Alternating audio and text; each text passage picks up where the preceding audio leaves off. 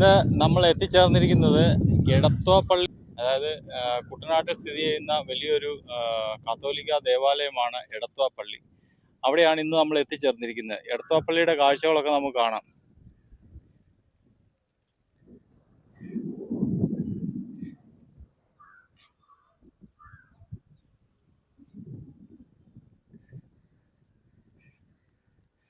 എടത്വ പള്ളി എന്ന് പറയുന്നത് വളരെ മനോഹരമായ ഒരു ദേവാലയമാണ്.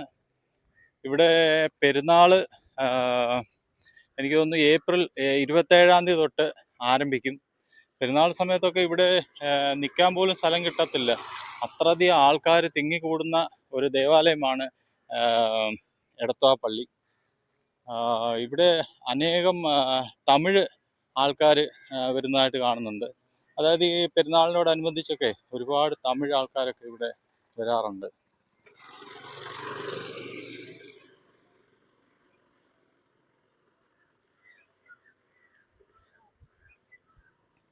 ഇത് എടത്വ പള്ളിയുടെ തൊട്ട് മുമ്പിൽ കിടക്കുന്ന നമ്മുടെ ഒരു തോടാണ്. ഈ തോട്ടില് എന്തൊക്കെയോ പണികളൊക്കെ നടക്കുന്നുണ്ട്. എനിക്ക് തോന്നുന്നു പെരുന്നാളിനോടനുബന്ധിച്ചുള്ള പണികളാണെന്ന് തോന്നുന്നു ഇവിടെ നടന്നുകൊണ്ടിരിക്കുന്നത്. ദേവാലയത്തിലെ തെട്ട് നോക്കി എൻ്റെ തൊട്ട് മുന്നിൽ ഒരു വലിയ കുരിശ് കാണാം.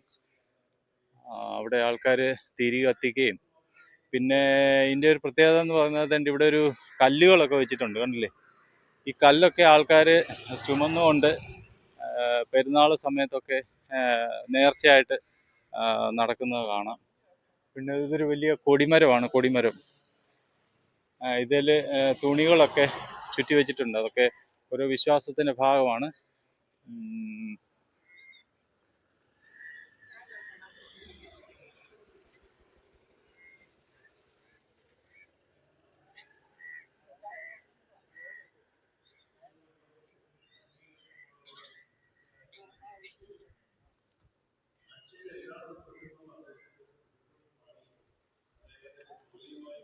ഇതാണ് നമ്മുടെ പ്രശസ്തമായ എടത്വ പള്ളി. അതിൻ്റെ ചുറ്റുപാടുമൊക്കെ വളരെ മനോഹരമായിട്ട് നീറ്റായിട്ട് അവർ കീപ്പ് ചെയ്തിട്ടുണ്ട്. ഇവിടെ എല്ലാ ദിവസവും ആരാധനയും മറ്റ് കാര്യങ്ങളുമൊക്കെ നടക്കുന്ന ഒരു ദേവാലയമാണ്.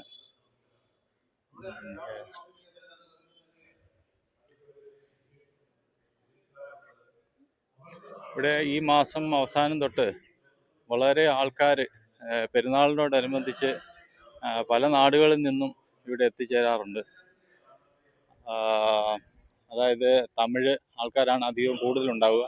പിന്നെ ഈ നാട്ടിലുള്ള ആൾക്കാർക്ക് പൊതുവെ എല്ലാവർക്കും പ്രശസ്തമായ, അതായത് എല്ലാവർക്കും വിശ്വാസമുള്ള ഒരു ദേവാലയം കൂടിയാണ് എടത്വ പള്ളി.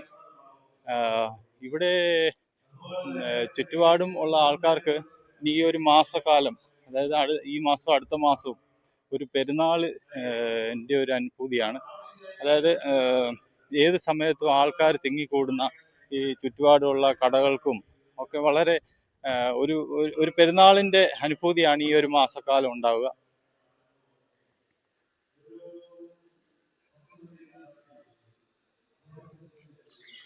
ഇതാ പള്ളിയുടെ ഓഡിറ്റോറിയമാണ്.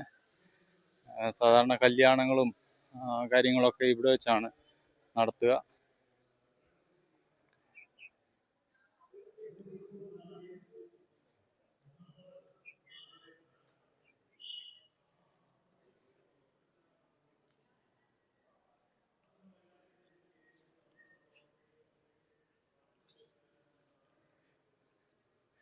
നല്ല ചെടികളും കാര്യങ്ങളും ഒക്കെ ചെയ്തു വെച്ചിരിക്കുന്നത് നമുക്ക് കാണുവാൻ സാധിക്കും.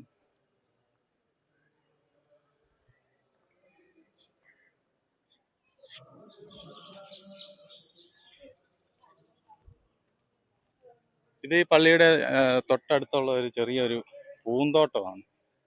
പൂന്തോട്ടം എന്ന് പറയാൻ പറ്റില്ല. ഇതിനകത്ത് ചെറിയൊരു മീൻകുളം ഉണ്ട്. പിന്നെ മാതാവിൻ്റെ ഒരു പ്രതിമ ഉണ്ടാക്കി വെച്ചിട്ടുണ്ട്. ഈ മീൻകുളത്തിലൊക്കെ മീനുണ്ടോ ഇല്ലയോ?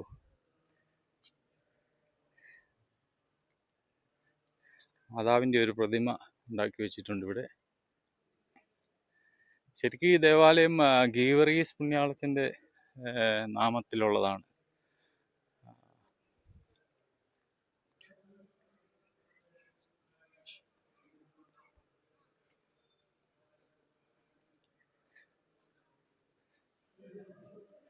ഇവിടെ ഒരു ചെറിയ കിളിക്കൂടുണ്ട്, കിളിക്കൂട് കണ്ടില്ലേ. ഇതില് ലവ് ബേർഡ്സിനെ അവർ വളർത്തുന്നുണ്ട്. ലവ് ബേർഡ്സ് അധികമില്ല, ഇതെന്തോ ഒരു തരം കിളിയാണ്.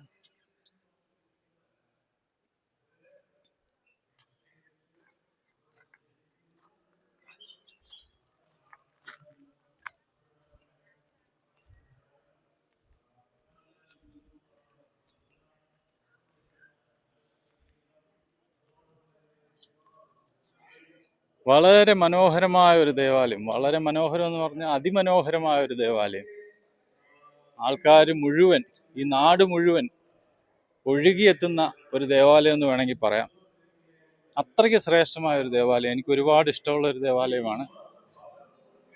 ഒരുപാട് ആൾക്കാർ നിത്യേന, അത് ഇന്ന ദിവസമൊന്നുമില്ല, എല്ലാ ദിവസവും ആൾക്കാർ നിത്യേന കടന്നു വരുന്ന ഒരു ദേവാലയമാണ്.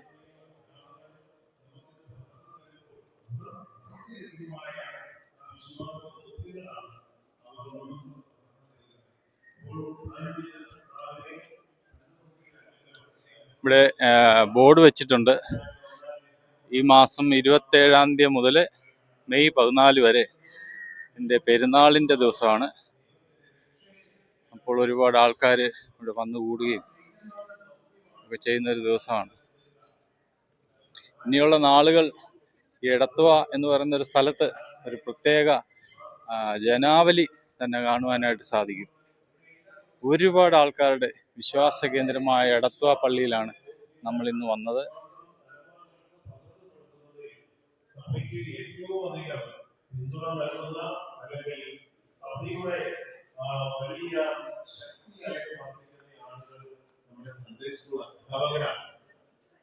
അപ്പോൾ അവരെ വളരെ ബഹുമാനത്തോടും ആദരവോടും കൂടിയാണ് സഭ കാണുക.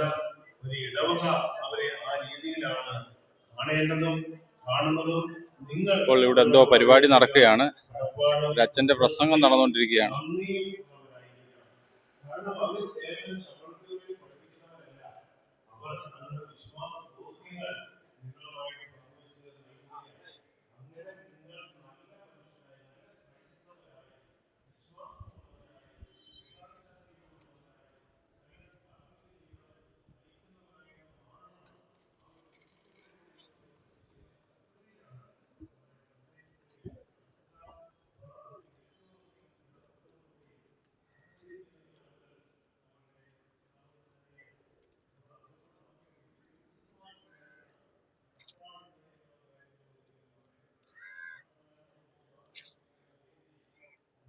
ഈ സ്ഥലങ്ങൾ മുഴുവൻ ഇനിയിപ്പോൾ ഈ ഏതാനും ദിവസങ്ങൾക്കകം ഒരുപാട് കടകളും ഒക്കെ എത്തിച്ചേരും.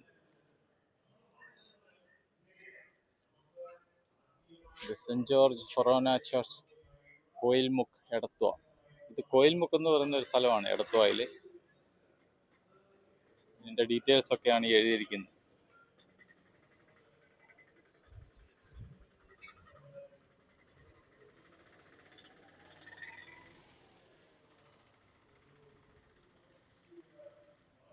അപ്പൊ ഇനി നമുക്ക് പോവാം അടുത്ത വിശേഷങ്ങളിലേക്ക്.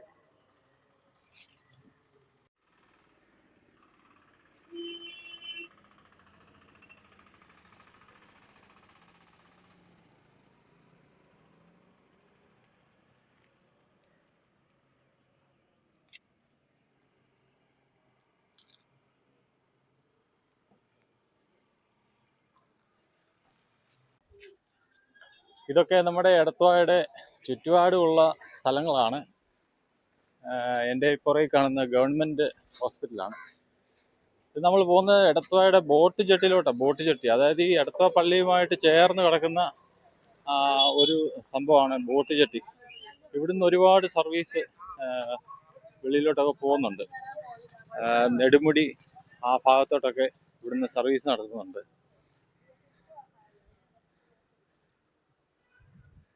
എന്നാണ്ട് വിശേഷം? ആ ബോട്ടാണ് സർവീസ് ചെയ്യുന്നല്ലേ? ശരി ശരി. ആ ബോട്ട് എവിടം വരെ പോവും?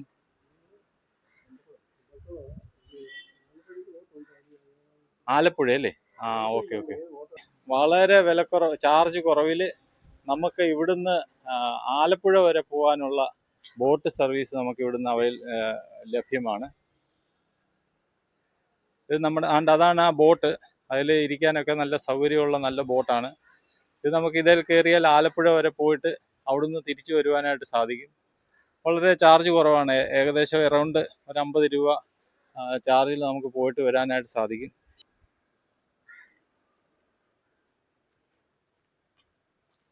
സർക്കാർ സംസ്ഥാന ജലഗതാഗത വകുപ്പ്, അതിൻ്റെ ഓഫീസൊക്കെ ഉണ്ട് ഇവിടെ. നമ്മളിപ്പം സർവീസ് നടത്തുന്ന ബോട്ടിൻ്റെ അടുത്തോട്ട് പോകാം. ഇതാണ് നമ്മുടെ ആ സർവീസ് നടത്തുന്ന ബോട്ട്.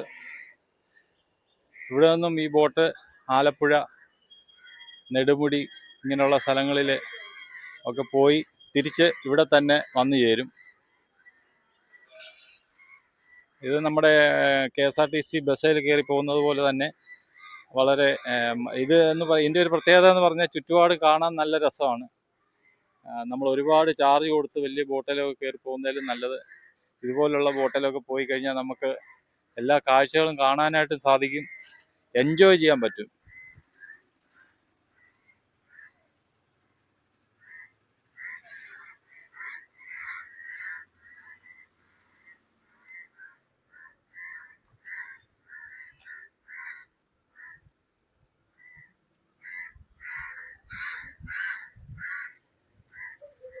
അപ്പം നമുക്ക് എടത്തുവായിൽ നിന്നും മറ്റൊരു സ്ഥലത്തേക്ക് യാത്രയാവാം.